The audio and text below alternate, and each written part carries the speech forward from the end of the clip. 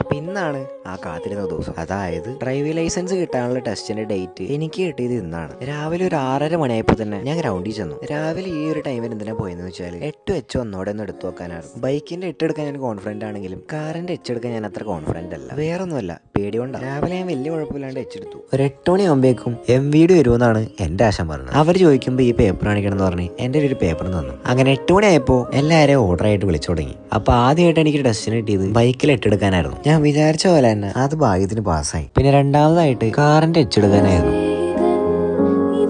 നല്ല ടെൻഷൻ അടിച്ച് തന്നെ ഞാൻ എച്ചെടുത്തത്. പക്ഷെ ദൈവം സഹായിച്ച് ഞാൻ പാസ്സാവില്ലെന്ന് വിചാരിച്ച കാറിന്റെ എച്ച് പാസ്സായി. ഇനി ബാക്കിയുള്ളത് ബൈക്കിന്റെയും കാറിന്റെ റോഡ് ടെസ്റ്റ് ആണ്. ബൈക്കിന് പിന്നെ ടെൻഷൻ അടിക്കാണ്ട് നല്ല രീതിക്ക് ഓടിച്ച് ഞാൻ അതിന് പാസ്സായി. കാറിന്റെ റോഡ് ടെസ്റ്റ് പിന്നെ പാസ്സാവാണ്ട് പോയിരുന്നെങ്കിൽ ആശാൻ എന്നെ ബാക്കി വെച്ചേക്കൂലായിരുന്നു. അതായത് ചുരുക്കം പറഞ്ഞ ഡ്രൈവിംഗ് ലൈസൻസ് കിട്ടാനായിട്ടുള്ള ടെസ്റ്റുകളെല്ലാം ഞാൻ പാസ്സായെന്ന് ചുരുക്കം. അപ്പൊ തന്നെ ആശാൻ വിളിച്ച് പാസ്സായ വിവരം പറഞ്ഞു. അത് കേട്ടപ്പോൾ ആശാന് ഹാപ്പി. അങ്ങനെ ഈവനിങ് ആയപ്പോൾ ലൈസൻസിന്റെ സോഫ്റ്റ് കോപ്പിയും കയ്യിൽ കിട്ടി. സബ്സ്ക്രൈബ് ചെയ്താ അടുത്ത സീരീസ് കാണാം.